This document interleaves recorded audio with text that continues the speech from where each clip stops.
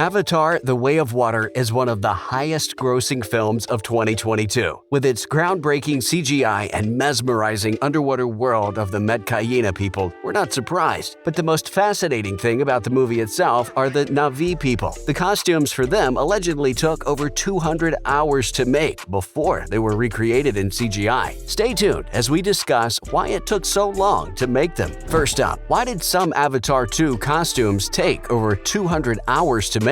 Deborah Lynn Scott, who was responsible for the Na'vi's costumes in Avatar: The Way of Water, revealed why the production of some of them took more than 200 hours. The first movie was mostly about life in the jungles of Pandora. As the title suggests, the second movie is about Jake and Neytiri moving their family to a Na'vi settlement on the ocean when a new threat appears. Like the first movie, a lot of the costumes and props for Avatar: The Way of Water were made by hand before being remade with CGI to look real. Scott said in a recent interview with Variety that some of the Na'vi costumes required more labor and time than you might think. He said that a lot of time and work had been put into research and development. In many ways, the crew replicated the original film's success while elevating the bar to new heights of complexity. Scott estimated that each Na'vi outfit required roughly 200 hours to make, and it didn't even account for the time spent in preparation researching whether to use a real shell, a 3D printed shell, or a laminate shell. Because the natural world and shells found there are what actually bring the set to life, they kept coming back to them. They compared the results to real, handcrafted, sculpted by hand, and individually tailored pieces, and found that all this magic of 3D printing, which was done in some cases to augment, wasn't as good. Next up, the costumes for The Way of Water were specifically designed to go underwater. The Way of Water featured extensive underwater filming, which presented numerous obstacles. While describing how this affected costume design, Scott explained that quite a few water samples were tested. The team did it all across the city of Wellington in New Zealand. The simulation of curly or braided hair from dry to wet to dry with drips falling off was something they needed to examine. He went on to say that a lot of it involved trying things out to find how different fibers worked. They also needed the costumes to float properly. As they dove deep into the water, they learned a lot about color and how to achieve that effect. Underwater, everything is just a different shade of blue, and so making the colors stand out posed a real challenge. James Cameron, the film's producer and director, said that cooler tones don't pop as much in water as they do on land, and that's probably why they chose the warmer end of the spectrum for Tonowari and the reef people. Their skins, grays, greens, and teals were stunning, but the yellows and reds of their clothing and accessories stood out against the coral reef. Moving on, why The Way of Water's VFX are so groundbreaking. Cameron came up with the concept for Avatar in the mid-1990s, but the technology wasn't there at the time to really make the film. The director then developed a number of innovative visual effects techniques to bring his vision for the picture to life, and he has done the same for Avatar: The Way of Water. He tasked himself with coming up with new visual effects and underwater performance capture techniques that made sure a lot of the movie took place underwater or in water-related settings. The fact that the production team worked hard to make many props and costumes and spent money on tools and technologies that weren't available before helps sell the final effect. Visual effects artists can make a better CGI version of an object or costume when they can actually hold and look at it. This gives them a better idea of its textures, rigidity, and response to water, sunlight, and movement. Even though it would be impossible to make Pandora's environment in the real world for Avatar: The Way of Water, each scene is blocked out on a stage so that actors wearing performance capture suits can move through the area in a natural way. Parts of Cameron's latest sequel are shown at a rate faster than the standard 24 frames per second, making the appearance of motion more fluid than in previous films. Fans almost agree that the visual effects in Avatar: The Way of Water are amazing and unmatched, and it's likely that future installments will be even more impressive.